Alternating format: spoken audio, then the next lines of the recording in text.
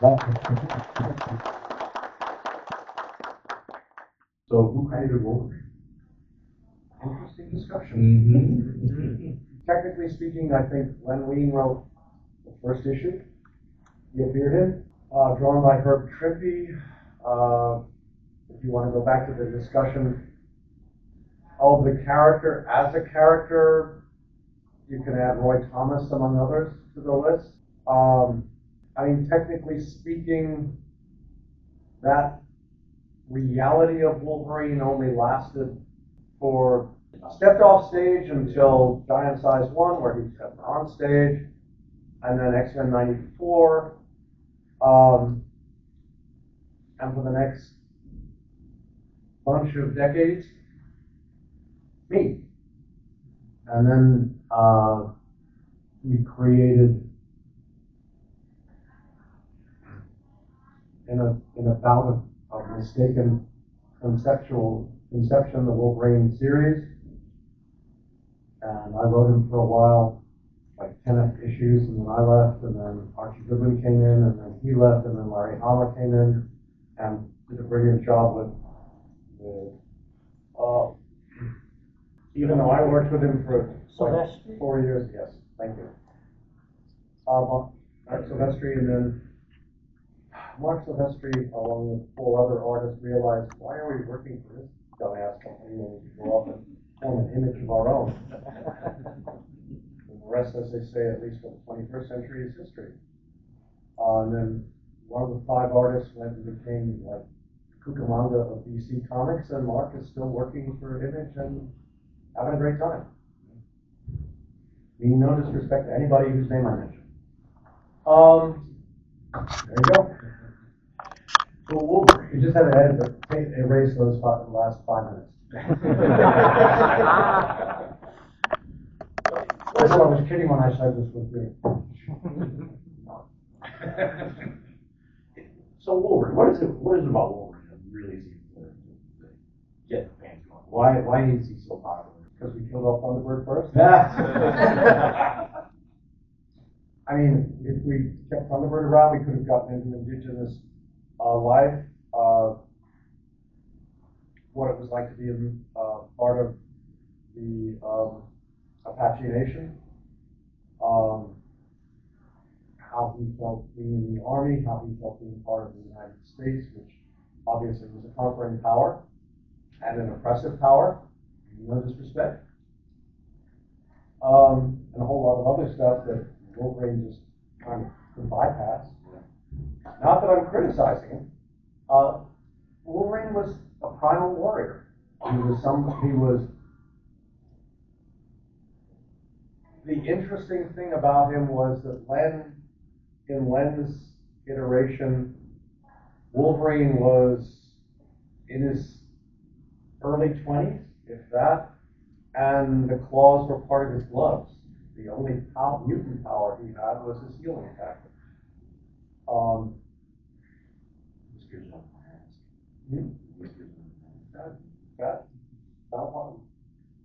The other reality was that since we never saw him without his outfit, we had no idea who actually he was. It was just a guy in a yellow suit who had clearly a bad temper and was willing to attack the Hulk all the time. So that clearly told you how effective his brain was. And then when Dave presented him in Giant Size #1, I was looking at it and I thought, this guy's really old. Because Dave Cockrum drew him as someone who was not a kid. And we went with that. And then I think when we got to 97, maybe 98, he came in one day with a sketch on the back of a page, which is how Dave did a lot of work back then, doing sketches and such. So that, I mean, slight digression. Dave would sometimes draw these magnificent, breathtakingly beautiful pieces of artwork on the back of the page. Now, when I say draw, yeah, a lot of artists will do sketches. Dave did a full page, full inked shot of Nightcrawler and Storm sitting under a tree, just the most beautiful, we're just hanging out and talking image you've ever seen. And one of the panels needed to be moved to fit copy. Now, if you had half a brain or less, you would turn the page over and see, oh, there's this beautiful page of art on the back. Let's photostat the front and move the photostat. But no. Marvel in those days was stupid. And they just cut the panel. So you've got a beautiful piece of art where a chunk of it is just moved. And it's ruined. It's ruined the piece. And it's not much you can do about that. So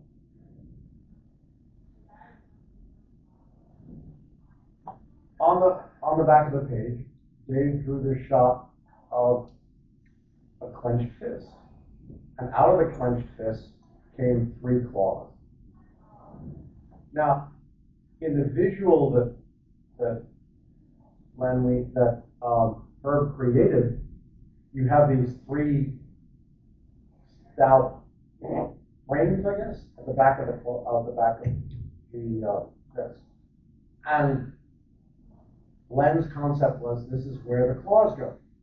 They just shrink into the frame, into these pods, which, you know, adamantium being indestructible, neat trick, not my problem.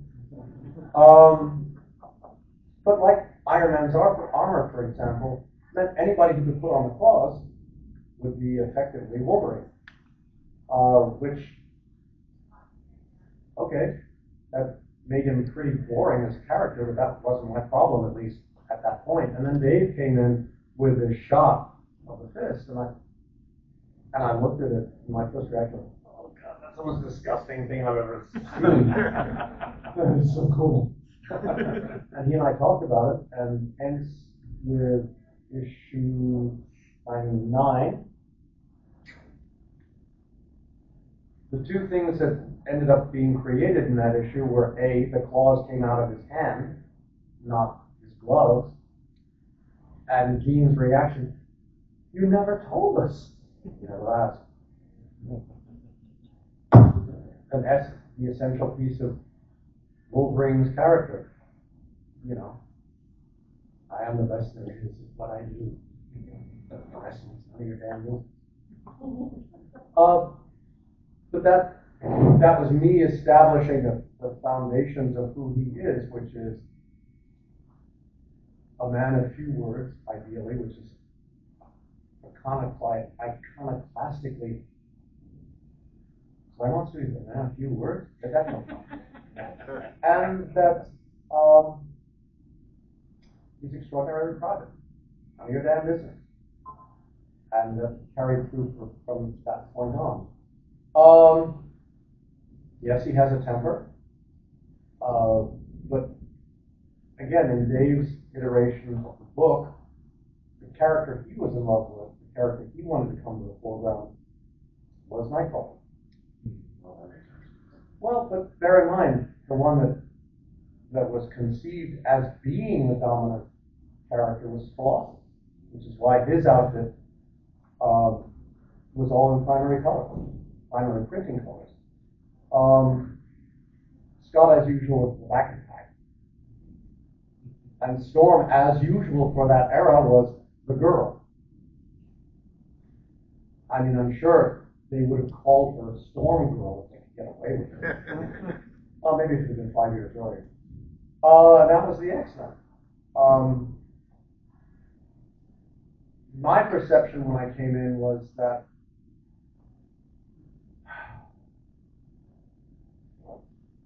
kind of boring, which is why the first thing we did was bring Jean back with a complete makeover.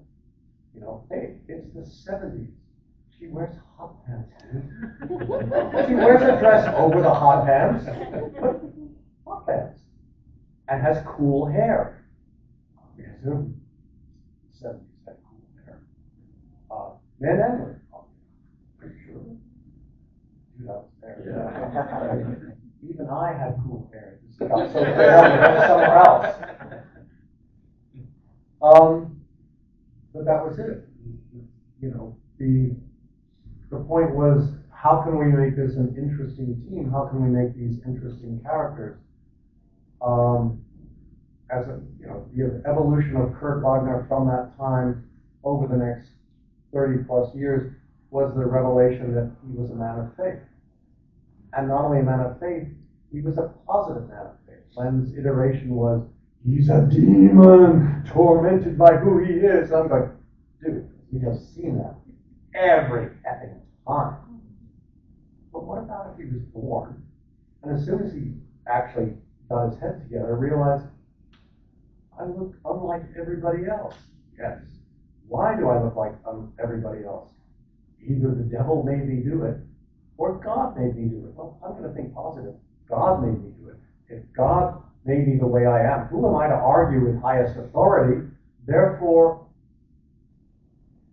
stop bitching about it and live a proper life according to the premises of Jesus. It's like, wow, man of faith in the best sense of the word. Yeah, why not? Because that way you have a perfect dichotomy between the way he looks and the way he acts. Whereas Logan, the way he looks is the way he acts. Until the moment when Aurora gets in his face and says, I'm the boss. You do what I say, shorty. You do not, and she does it the right way. Logan, you are the baddest ass fighter we have. Yeah. Why do you need to slice everybody to bits beyond the fact this is cool? Oh, fine. But I am telling you, as a woman who is 1.5 feet taller than you are, and can very easily kick your ass, calm down. Use the claws when you need them. When you don't need them, just punch the living daylights out. It will hurt. They won't mind. I mean, they will mind. You will get your satisfaction. Just behave yourself. You know, mind you, come back 30 years later, they're sneaking kisses. But we don't go to that. As the individual titles. Now, of course, she is in her mid-70s. You know, okay, I can deal with that. So we got Wolverine, who's very old. The only adolescent on the team was actually Colossus. Kurt's in his early 20s. But Colossus is a Soviet kid. What does that mean? Oh, we explored that over subsequent issues. And then Pride shows up, and yeah, she's a legitimate kid. But as an older team, in terms of the individual character's age, how they deal with things, how they act. For example, there are scenes further down the line when Charlie is yelling at the team working out in the danger room at Wolverine, whose reaction is quintessential Wolverine. He just kicks open the door and leaves. And Scott has got to try and explain to Charlie that, Professor, these are kids. You can't treat them like you treated us when we were part of this team. Oh, after pulling 5 kids away from their parents, except me, and saying, I'm taking them to a school for gifted youngsters where they will be taught all that they need to know in the world. You tell the parents about their mutant powers? Oh, good gracious, no. You tell them that you're putting them in costumes? Those costumes? You tell them that you're sending them out to fight Magneto among other people? No. Even if you told them, you would just erase the memories 5 minutes later, if not seconds. Yeah, well, that's what I do. Do you not see anything inappropriate in what you're doing, Professor? Trust. Cyclops. Doesn't work, Professor. Jean's covering my back. But what do you do with a new team? They're grown-ups. You know, I mean, Aurora's been living by herself in Africa for most of her life. And what did she do before that? After her parents got killed in the 1953 Arab-Israel-Europe war? She was raised as a thief. And what did Kurt do? He was in a fair. And what did Colossus do? He worked out on the kibbutz. No, not kibbutz. Sorry, that's the wrong one. On the yeah, I'm trying to do these small apps. What? Cockles. The collective farm, cockles. Dude, that is so 20th century. We'll just walk over Soviet that. collective farm. I'm sorry, so what's a Soviet? The collective farm. Here I am trying to make jokes. See, this is why I like drama. Or as when John Belushi looked and said, Chris, this stuff was really funny. And I looked at him and said, oh, thank God, John, you have no idea how hard it is to write comedy.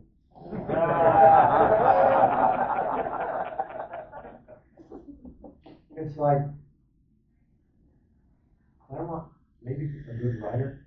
Boy, he's anyway, evolving Wolverine's character over the years is, okay, you've got someone who lives a really long life, who's a royal pain in the ass. How does that work? Well, how do you get the claws? None of your damn business. We'll save that for a really cool time, and then we'll forget it because we don't want to reveal certain things because that makes him boring. We'll ignore what happened 25 years ago.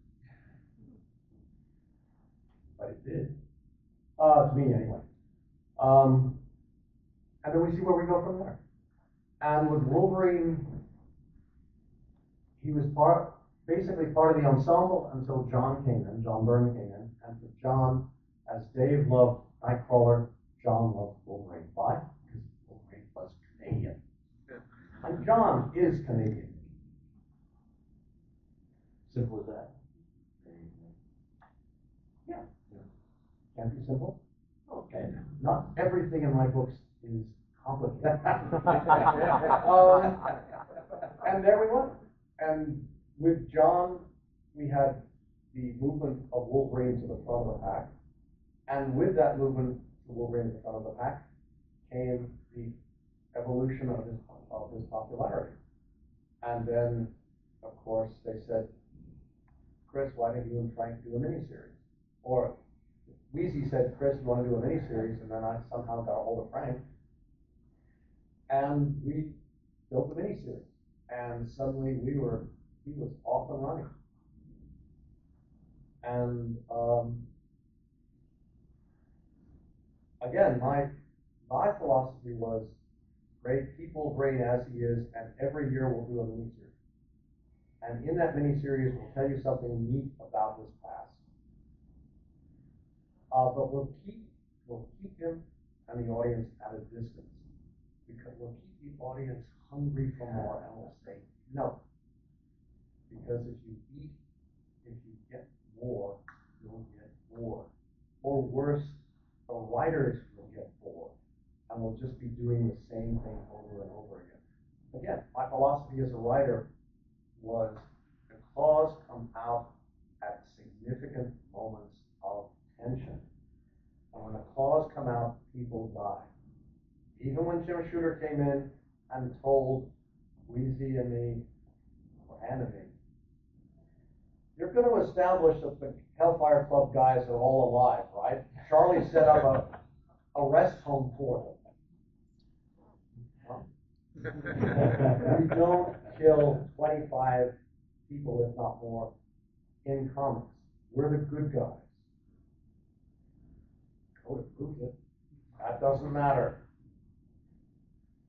Okay. And Jim walked out, and I looked at Anne, and Anne looked at me, and No, they were dead. If it were a different age, those pages would be so splattered with red, you would not believe it. But when Wolverine, when he gets pissed, he kills people. No fooling. No matter how much they try to make Hugh Jackman look a little less, you know.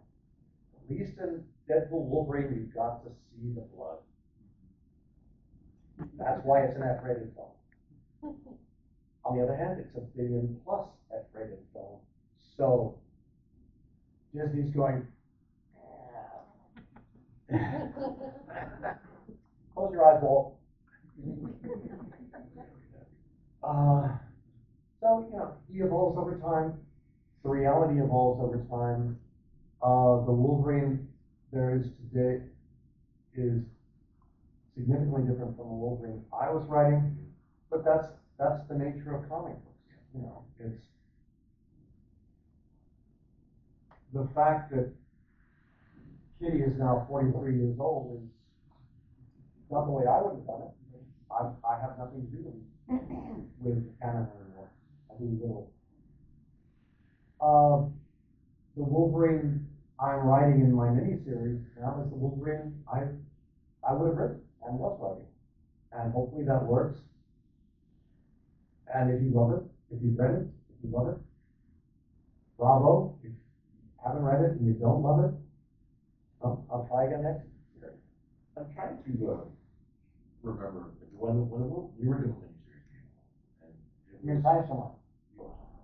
The one that should have been a movie. yeah. So that thing came out, and it was, I don't know how many of you get published, how big of a blockbuster in the industry. It was huge. It was amazing. The stores were loving it, and You know, what do we know? exactly. And just to see the popularity of the character from that point on, really, just there was no stopping that. It was insane. And how do you find that and try and continue it? Is it just holding back as much as you want and trying to keep the fervor of the character? No, you just write a good story. Yeah, well, I mean, think about it. Frank and I did the miniseries. It ends with you're invited to the wedding. Everybody comes to the wedding, but the wedding isn't the key part of that two-parter. What happens is, hi, I'm Rogue. I spent a lot of issues trying to kill you guys, but I'm a good guy now. And the reaction of the team is not quite the same way. Wolverine wants to just kill her right there, you know, but Paul Smith was throwing the issue, so he had to behave himself. And Mariko calmed him down. But see, you have to also go back to my vision of the character that was evolving then, which, and I've told this as a joke more times than probably any of you want to hear again, but the primal romantic relationship of Marvel Comics, for me, was Jean and Logan. Why Jean and Logan? Jean has a girl, a boyfriend. Logan has a girlfriend. Yeah. But think about it for a minute. You know, it's like Scott's going to live, best chance he has, maybe 150 years. Same for Mariko. So cut ahead 200 years. There's Jean, there's Wolverine. Cut ahead 200,000 years. There's Jean, there's Wolverine. Cut ahead 200 billion years. There's Jean, there's Wolverine. That, to me, is a relationship. But to actually say it, might have gotten away with it in the early 80s.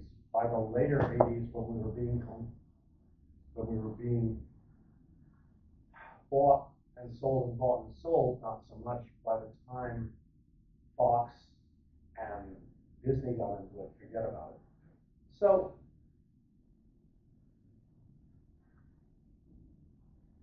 for me, that's why I never wanted an origin printed, is because the minute you print that origin, the dynamic of the character is locked in to that limit.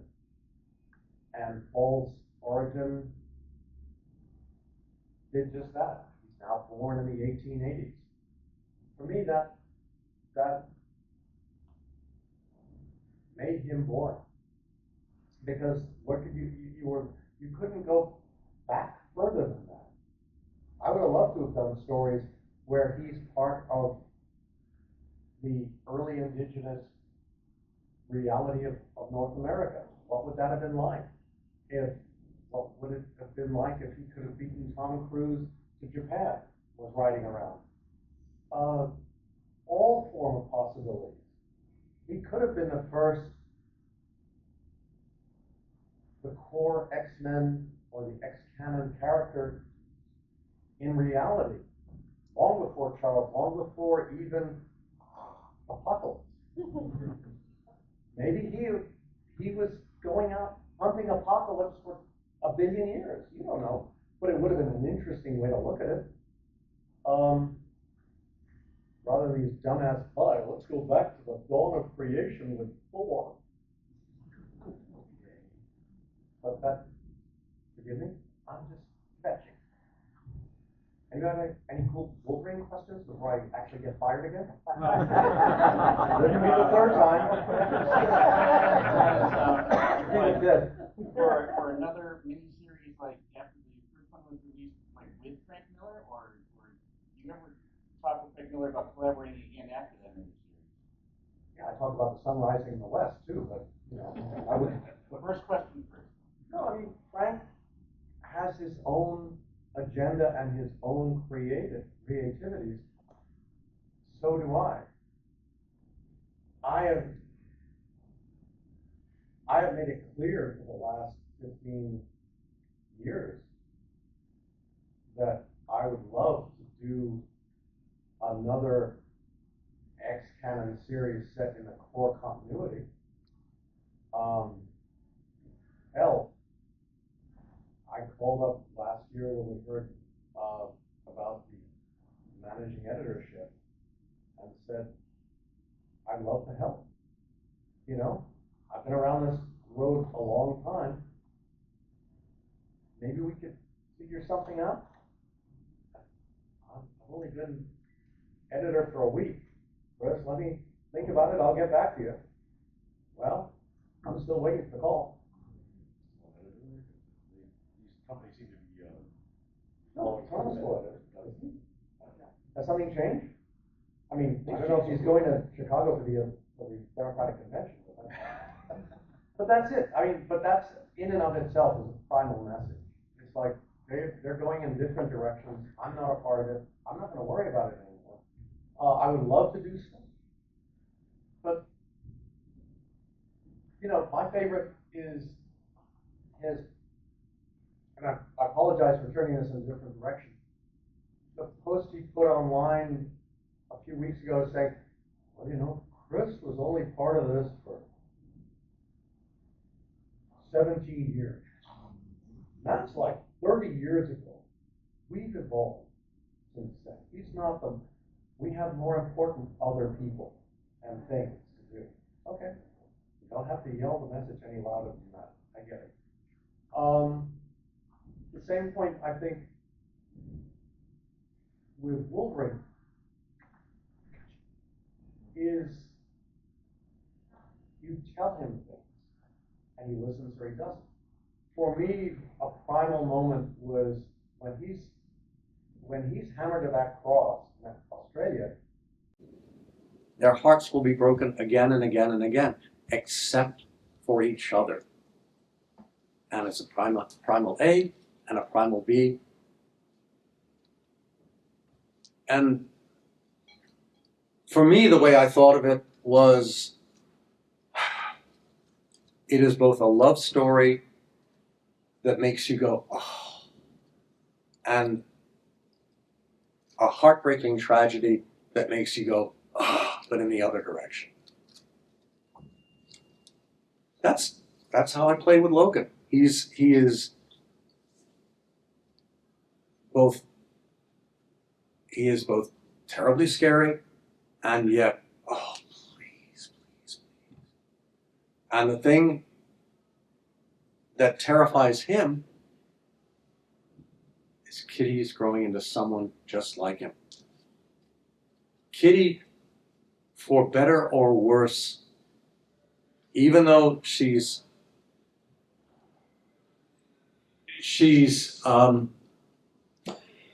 not son. Even though her father is what's his face, Pride. Even though Pride and Logan and Charlie have been friends ever since the war, when they served together, he's not altogether Kitty's father. Logan is. And that, when you know your daughter, when you know this person who you quotes is your daughter, is you, only way scarier. See, to me, that's another really interesting Logan story, because it's not, he's never come up against that. And maybe she could kill him. And then what? So, as he's training her to be his equal, he's got to find a way to be more than her equal.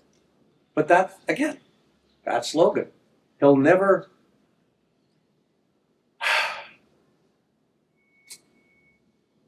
Storm's the leader of the team.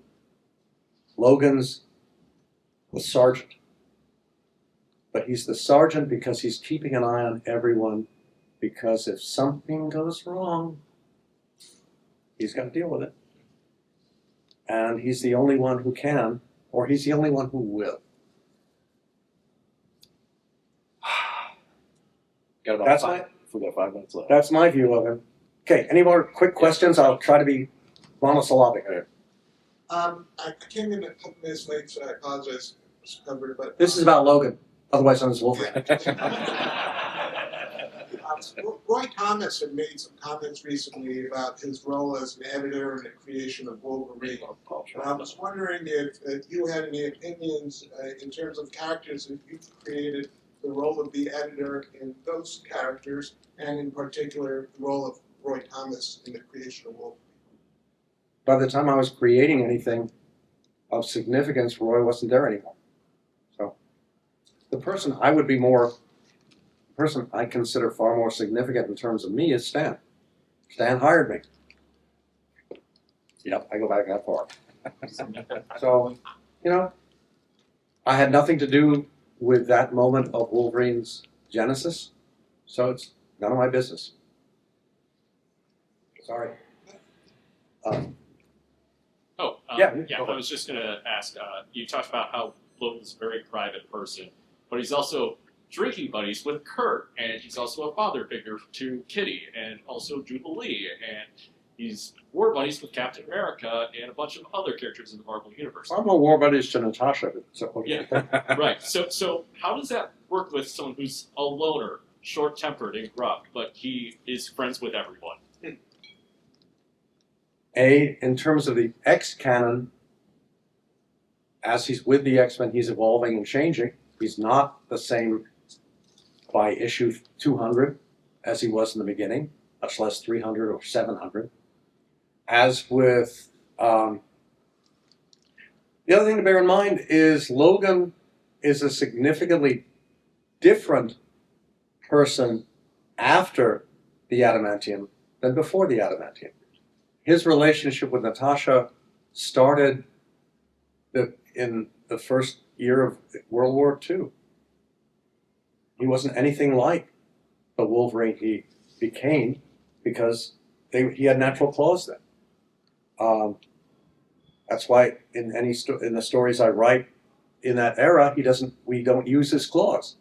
Why? Because they're not necessarily part of the equation. That's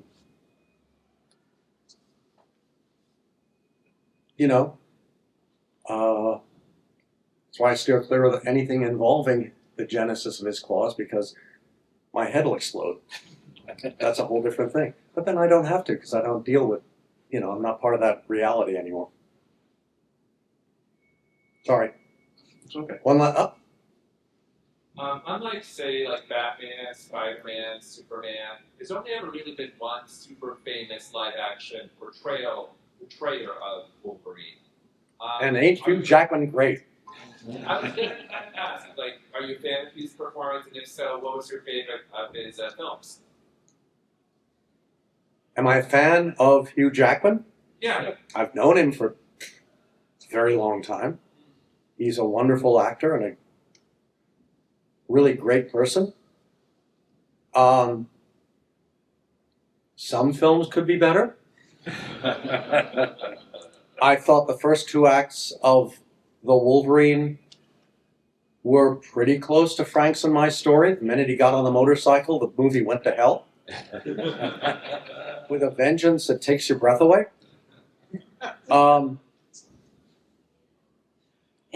Mr. Wolverine, that was it. Never mind. I thought how they removed the entire, the plane takes off and he's hanging there with Yukio, and Yukio's clearly making blinks at him, and we'll deal with that later. And suddenly we get the post-credit sequence and it's 5 years later, and it's like, did we lose something along the way? You betcha. I thought the original X3 was, could have used a few rewrites. I thought, Dark Phoenix got a few rewrites.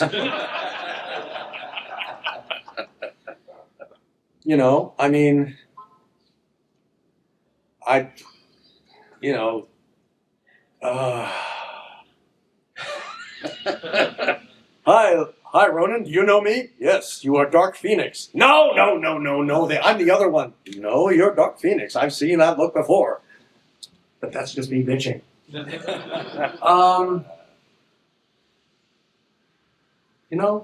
Movies are a whole different equation from real life. Who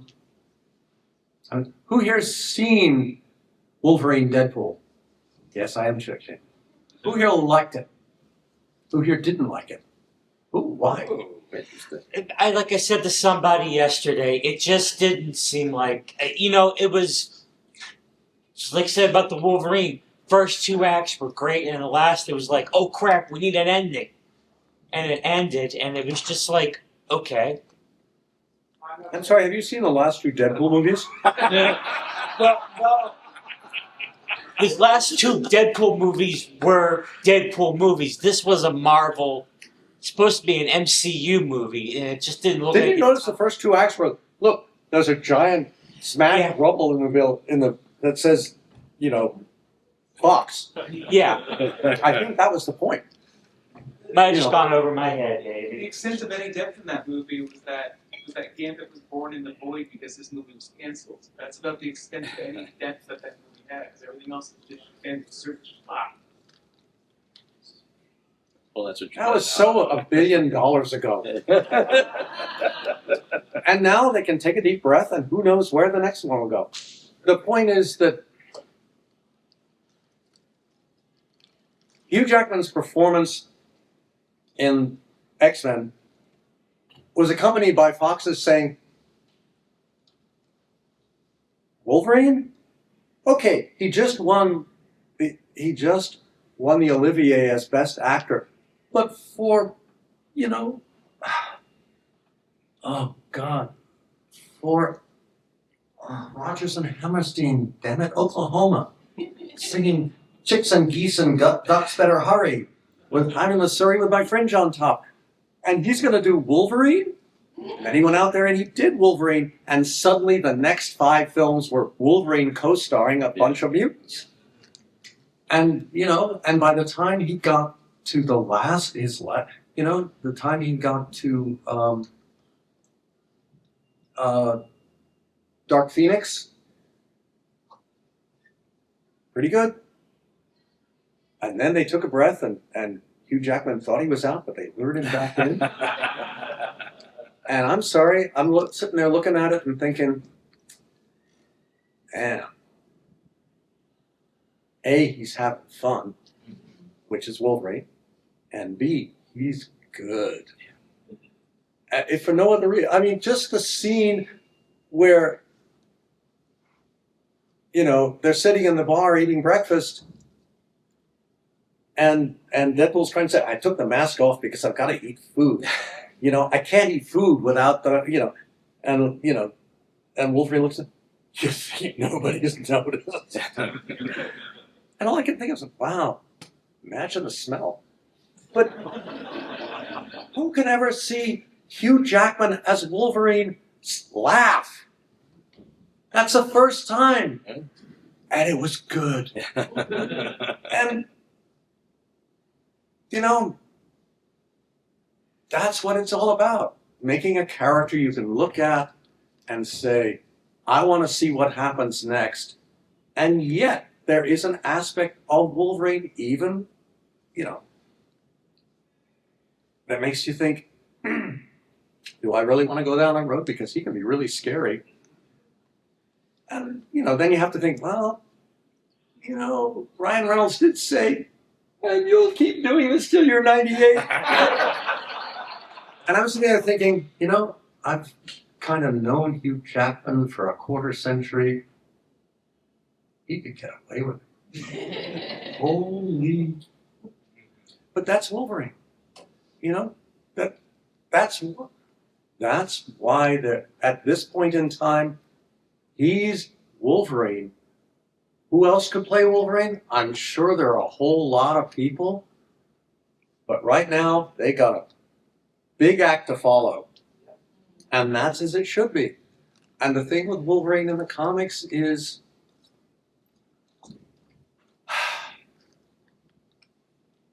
Wolverine has evolved into a great act to follow. But if you're going to follow him, as in his trail, then you've got to do him right. And if you do him right, you should fall in love with him one step behind being scared stiff. And that should go, the only person who isn't scared is Kurt. Maybe Aurora. But that's it. Everyone else should be like, whether they have more superpowers than blah, blah, blah, or not. Because Wolverine will find a way to win, and if he finds a way to win, he will kill you. And Pride's just like that. Storm's attitude is, you can look all you want, I'll still kick your ass. And Kurt's attitude is, been to heaven, what the hell? You know, I'm not about saving my life. I'm about doing my human best to save yours. Logan's never met anybody like that.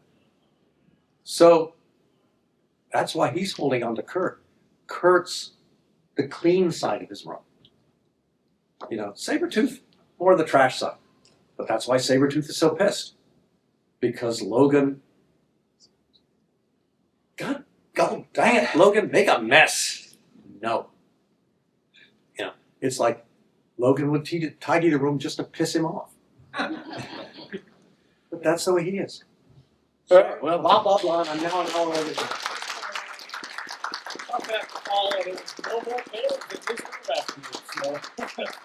So call him right on table, we'll talk further. Yeah, no, ask him all the Sovereign 7 questions you want. We've only got 2 hours left. Hey!